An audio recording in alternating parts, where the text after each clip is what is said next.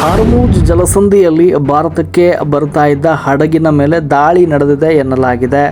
March 11ನೇ ತಾರೀಕು ಇಡೀ ವಿಶ್ವವೇ ಬೆಚ್ಚಿ ಬೀಳಿಸುವಂತಹ ಘಟನೆಗೆ ಹಾರ್ಮುಜ್ ಜಲಸಂಧಿ ಸಾಕ್ಷಿಯಾಗಿದೆ.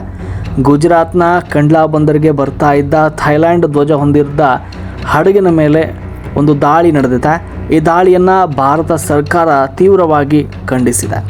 ಅಸಲಿಗೆ ಏನಿದು ಘಟನೆ, ಹಡಗಿನಲ್ಲಿದ್ದ ಸಿಬ್ಬಂದಿಗಳ ಗತಿ ಏನಾಗಿದೆ, ಭಾರತ ಇದನ್ನು ತೀವ್ರವಾಗಿ ಖಂಡಿಸ್ತಾ ಇದೆ, ಎಲ್ಲವನ್ನು ಕೂಡ ಈ ವಿಡಿಯೋದಲ್ಲಿ ನೋಡ್ತಾ ಹೋಗೋಣ. ವಿಡಿಯೋನ ಕೊನೆ ತನಕ ನೋಡಿ ಹಾಗೂ ನಮ್ಮ ಚಾನಲನ್ನು ಸಬ್ಸ್ಕ್ರೈಬ್ ಮಾಡಿಕೊಂಡು ಪ್ರತಿಯೊಂದು ಇಂಟ್ರೆಸ್ಟಿಂಗ್ ಅಪ್ಡೇಟ್ಗಳನ್ನು ಪಡೆದುಕೊಳ್ಳಿ.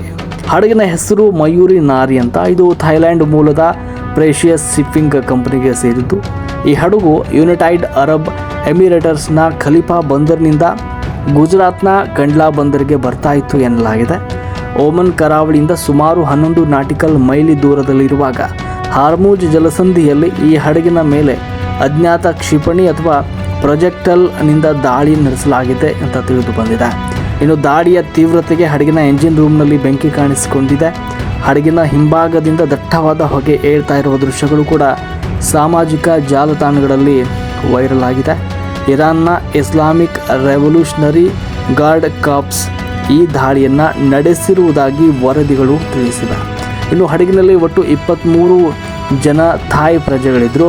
ಬೆಂಕಿ ಹೊತ್ತಿಕೊಂಡ ತಕ್ಷಣ ಓಮನ್ ದೇಶದ ನೌಕಾಪಡೆ ತಕ್ಷಣವೇ ಕಾರ್ಯಾಚರಣೆಗೆ ಇಳಿದಿದೆ. 20 ಮಂದಿ ಸಿಬ್ಬಂದಿಗಳನ್ನು ಸುರಕ್ಷಿತವಾಗಿ ರಕ್ಷಿಸಿ ಓಮನ್ಗೆ ಕಸಾಬ್ಗೆ ಕರೆದೊಯ್ಯಲಾಗಿದೆ ಅಂತ ತಿಳಿದು ಬಂದಿದೆ. ಆದರೆ ದುರಾದೃಷ್ಟವಶ 3 ಸಿಬ್ಬಂದಿಗಳು ಎಂಜಿನ್ ರೂಮ್ನಲ್ಲಿ ಸಿಲುಕಿಕೊಂಡಿದ್ದು ಅವರು ಕಾಣೆಯಾಗಿರುವ ಅಥವಾ ಮೃತಪಟ್ಟಿರುವ ಸಾಧ್ಯತೆ ಇದೆ ಅಂತ ಕಂಪನಿ ತಿಳಿಸಿದೆ.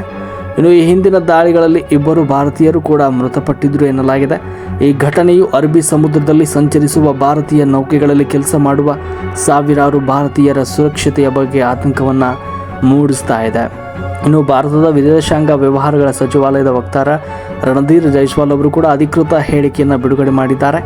ವಾಣಿಜ್ಯ ಹಡಗುಗಳನ್ನು ಗುರಿಯಾಗಿಸಿ ನಡೆಸ್ತಾ ಇರುವ ಈ ದಾಳಿಗಳನ್ನು ಭಾರತ ತೀವ್ರವಾಗಿ ಖಂಡಿಸುತ್ತೆ.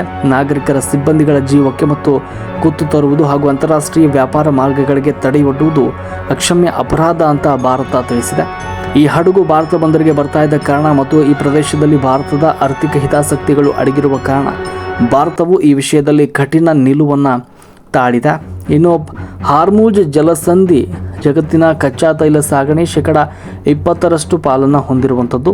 ಈ ದಾಳಿಗಳಿಂದ ಪೂರೈಕೆ ಸ್ಥಗಿತವಾಗಿದ್ದು ಭಾರತದಲ್ಲಿ ಅಡುಗೆ ಅನಿಲ ಅಂದರೆ LPG ಮತ್ತು ಪೆಟ್ರೋಲ್ ಬೆಲೆ ಏರಿಕೆಯಾಗುವ ಲಕ್ಷಣಗಳು ಕಾಣ್ತಾ ಇವೆ. ಭಾರತದ ಗ್ಯಾಸ್ ಬಳಕೆ 50% ಆಮದಿನ ಮೇಲೆ ಅವಲಂಬಿತವಾಗಿದೆ. ಇರಾನ್ ಮತ್ತು ಇಸ್ರೇಲ್ ಅಮೆರಿಕ ನಡುವೆ ಹೆಚ್ಚುತ್ತಿರುವ ಉದ್ವಿಗ್ನತೆಯು ಸಮುದ್ರಯಾನವನ್ನು ಅಪಾಯಕಾರಿ ಮಾಡಿದೆ.